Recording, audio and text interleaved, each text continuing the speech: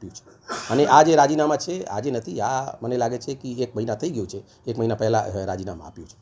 હું હમણાં કીધું કે આજે જે ન્યુરો સર્જરી ડિપાર્ટમેન્ટ જે પીડીયુ મેડિકલ કોલેજ અને હોસ્પિટલનું છે આ વેલ એસ્ટેબ્લિશ છે, આ બહુ સરસ મજાનું કામ કરે છે અને જ્યારે PMSSY બિલ્ડિંગ બન્યું ત્યારે ત્યાંથી ઇન્ફ્રાસ્ટ્રક્ચરની સાથે સાથે ઇન્સ્ટ્રુમેન્ટ પણ આવી ગયું છે. એટલે જે પહેલાં જે ઇન્સ્ટ્રુમેન્ટ છે આ તો ઓલરેડી અહીંયા અવેલેબલ છે અને અમુક જે ડિસ્પોઝેબલ જે હોય અને આ જે પરચુરણવાળું આપણે કઈ ઇન્સ્ટ્રુમેન્ટ આ તો વચ્ચે આવતા હોય, એટલે ઇન્સ્ટ્રુમેન્ટનું કારણે જે રાજીનામાની વાત તમે કહો છો આ ટોટલ આધારહીન છે, નિરાધાર છે.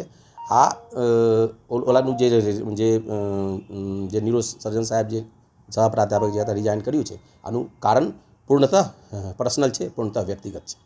જો આપણે એવી રીતે થાય કે અહીંયા મહેકમ હોય, મહેકમમાં પ્રાધ્યાપકથી લઈને સહપ્રાધ્યાપક, મદદનીશ પ્રાધ્યાપક, રેસિડેન્ટ બધા હોય. અત્યારે 3 ન્યુરો સર્જન આપણા પાસે છે અને સરકારશ્રીનું નિયમ મુજબ આપના જે વેકેન્સી હોય આ કોલેજ સાઇડમાં હોય અથવા હોસ્પિટલ સાઇડમાં હોય આ રેગ્યુલરલી મોકલતા હોઈએ અને અહીંયા રેગ્યુલરલી ગાંધીનગરમાં ઇન્ટરવ્યૂ પણ થતી હોય, એટલે જ્યારે જગ્યા અહીંયાથી ખાલી જશે અહીંયા એપોઇન્ટમેન્ટ થઈને તરત જ આવી જશે. એને હું હમણાં કીધું કે અત્યારે 3 ન્યુરો સર્જન આપણા પાસે છે અને સાથે સાથે જે સર્જરી ડિપાર્ટમેન્ટ છે આ સર્જરી ડિપાર્ટમેન્ટથી રેસિડેન્ટ પણ રોટેશન વાઇઝ જ્યાં જતા હોય, એટલે અત્યારે જે સારવાર છે સારવારમાં કોઈ પણ મુશ્કેલી નહીં થાય.